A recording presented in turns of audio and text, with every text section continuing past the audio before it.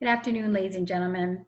I decided to make another video for you guys to make sure we talk about the basics for an electric motor or a generator. And I'm going to start here with the generator that I showed you all when we started chapter 19. So here it is again, and you can see we call it a generator because we're going to convert mechanical energy, that's my hand turning this crank, and then by going to this magnet, I'm going to show it to you guys, and then it's going to turn the light on here at the LED. So this is a DC generator. But I want you guys to notice, I'll turn it sideways here. This thing here is a heavy magnet. You can see, and then you can see the blue and the red indicating north and south is a magnet here that's going all the way around. See, all the way around here, this magnet. And inside the magnet is where we have our coil. We talked about solenoids. You can see the solenoids in here. I'm going to put this or let this magnet go back on. I didn't do it hard. It was just the attraction. The force is so big, it pulls to it. All right, so we're going to take a look at this now. I'm going to show you the schematic. Let me stop here and share the schematic and actual drawing of it so you can see a little bit better. There we go. Just so you guys can have a better look at it. And then I'm going to bring it down to its labeled picture. Here we go. All right, hopefully you can see this. Now, I want to make sure I'm sharing my screen. Okay, so you can see here I've got the hand crank. Here's the AC brushes. This is what I want you guys to learn about. The really good video I want you to ultimately get to is the Khan Academy video on the electric motor, and talks about the AC current. Here's your armature and the DC brushes and the split ring. So I want to make sure you guys can see that. But first we're going to talk about what are the 3 ways to induce current. And show a short little video. Oops, hope I can get that to that. Move this down here. First one, and I need to make sure I can share this screen. You guys can see that. All right, move this out of the way. Move this out of the way here. All right, here we go. 3 ways to induce a current. A square of wire represents a closed circuit. Current can be induced in a closed circuit in 3 ways. One method is to move the circuit into or out of a magnetic field. Note that the induced current is 0 except when the circuit is entering or leaving the field. A second method is to rotate the circuit in the magnetic field, thereby changing the angle between the area of the circuit and the magnetic field. The third method is to change the intensity of the magnetic field itself. The induced current is proportional to the rate of change of the magnetic field intensity. Okay, so what we're interested in is the change, that change. Now let's talk about Lenz Law that you guys have already some experience with. This is always going to be in the way here. Lenz Law. This one here, Lenz Law. Lenz's law states that the magnetic field of an induced current opposes a change in the applied magnetic field. If the applied magnetic field is in motion, as in the case of a moving bar magnet, the induced magnetic field points in a direction opposite to the applied field's direction of motion. When the motion of the applied field stops, the magnetic field of the induced current falls to 0 because the value of the current is 0. When the motion of the applied field reverses direction, the induced magnetic field reverses direction as well. So you notice that you had to have something moving, change, for anything to happen, so that there was a change in current from 0 to some current when there was a change in the magnetic field. So I'm just going to go real quickly to the FET simulation that you guys already did. And same thing, you notice that when I put the magnet in, if I'm right in the middle and I stop, it's not moving. There's nothing that happens. I'm going to go ahead and include the field lines. Here we go, same magnet going in. The light bulb turns on only when there's a change. So when there's a flow of electrons. Now, I want you guys to think about my big point to you about what magnitude means. Notice how the light bulb doesn't care what directions the electrons are going through. So if it's going from top to bottom, or from the bottom to top, it doesn't care. As long as there are electrons going through that filament, then the light will be illuminated. The light bulb will be illuminated. And so you'll notice that the voltage here changed direction. In one case it was positive, then it was a negative. The magnitude is what we care about. Was there a voltage drop? Didn't care about the polarity of the voltage. All right, so that's an example of Lenz law where we have to have a change.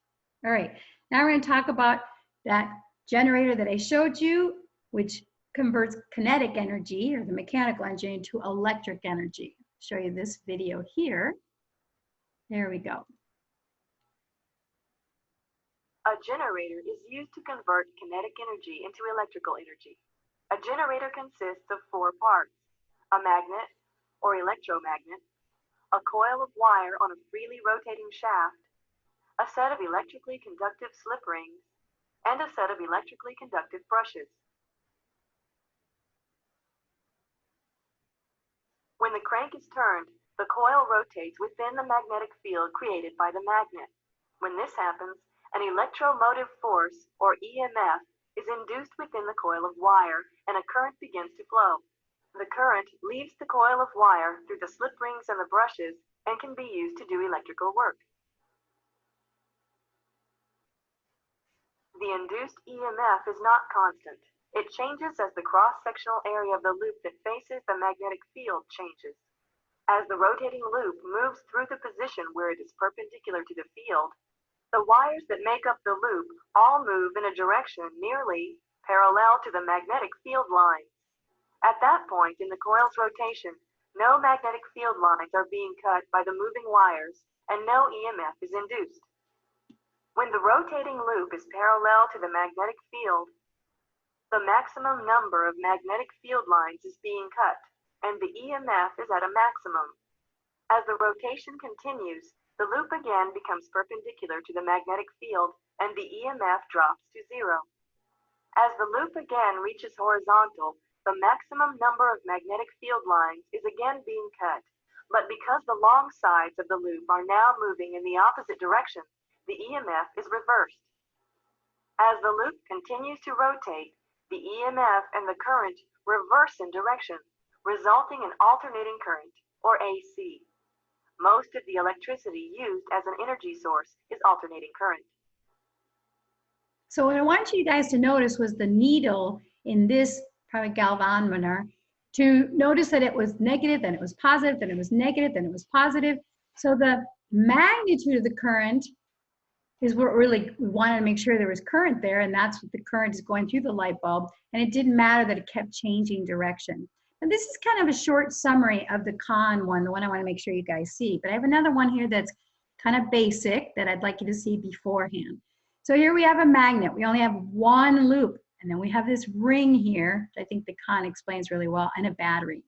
So take a look at this one.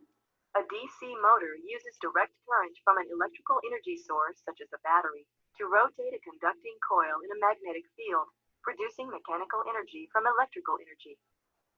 Current from the battery passes through a loop of wire called an armature, which rotates between the poles of a permanent magnet.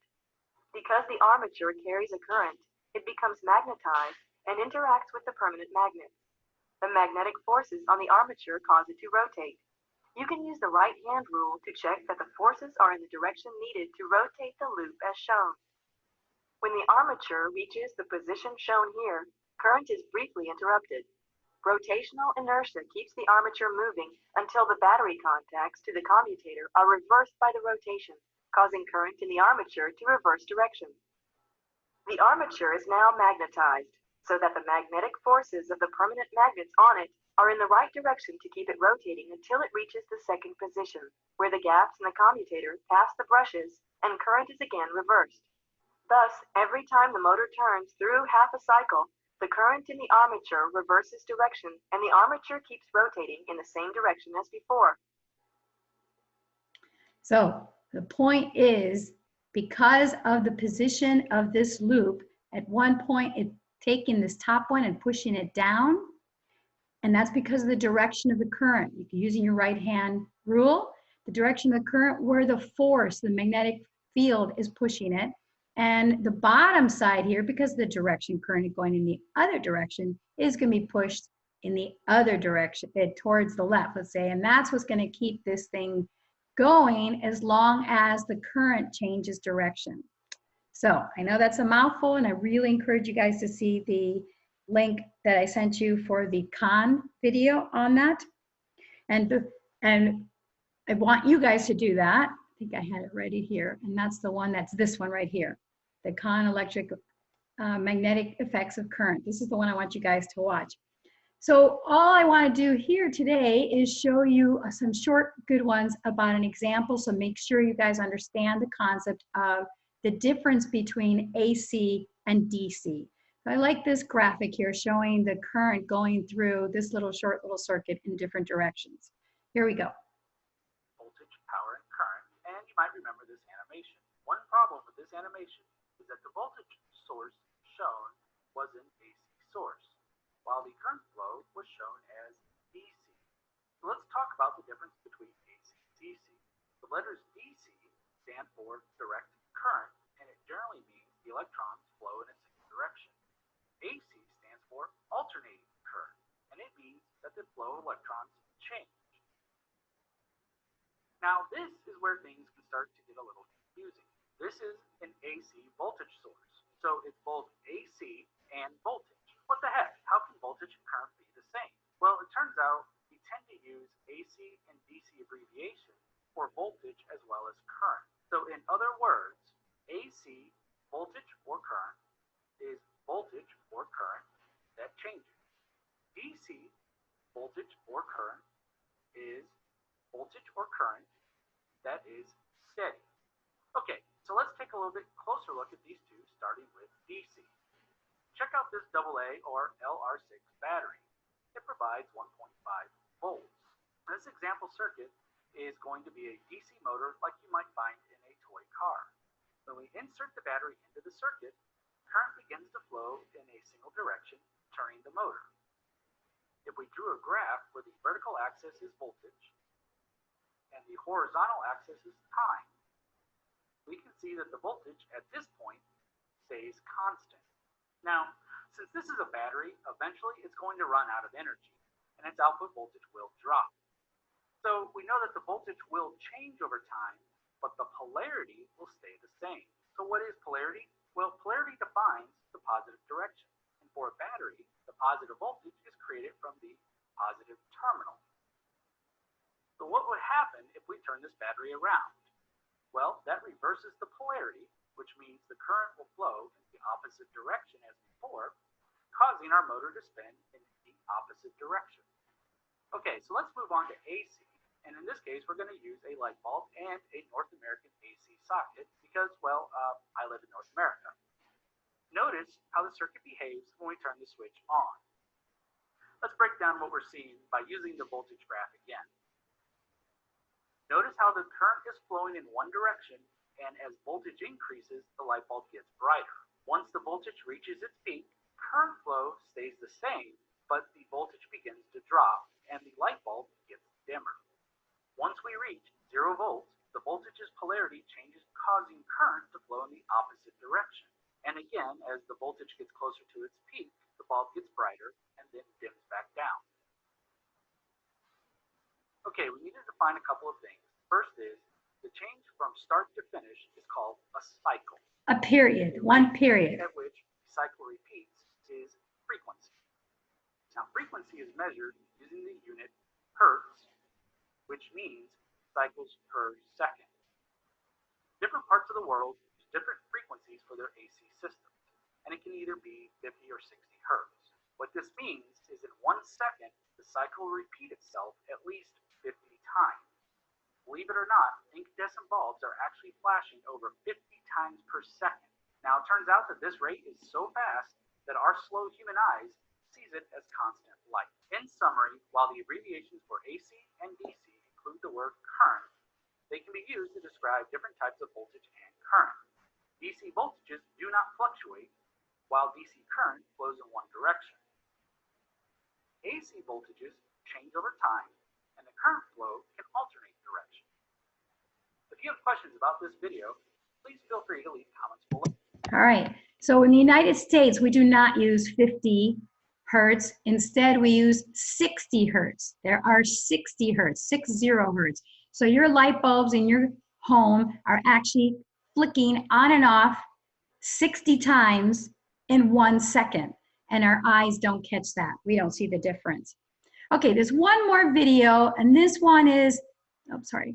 This one here is, I lost it. Here it is. Okay, so this one is a little bit different than your battery. Your battery direct current DC is, as he showed, it's flat. It's a flat line. But in this circuit here, it's showing that it's going up and down, but always staying positive. All right, let's start this one again. Here we go, AC versus DC generators. Now we're only comparing AC generators and DC generators. As the loop of wire rotates in the magnetic field of an AC generator, the EMF induced in the loop alternates in direction, producing an alternating current. An AC generator supplies current to an outside circuit by means of slip rings and conducting brushes.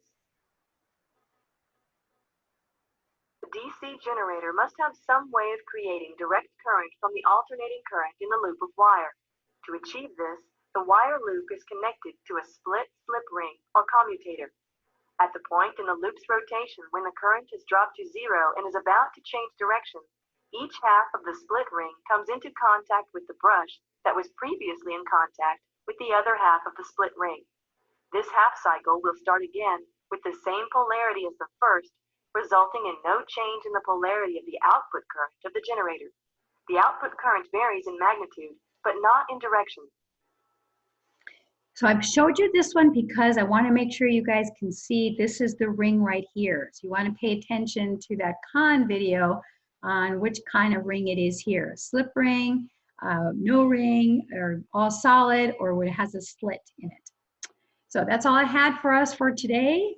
And so we are going to continue with our next class meeting, and then we're going to be talking about power, how power gets to our house, which is AC, alternating current, AC power coming to your house. So I want to make sure you guys understood the difference. All right, that's all I have for now. See you guys in a little bit.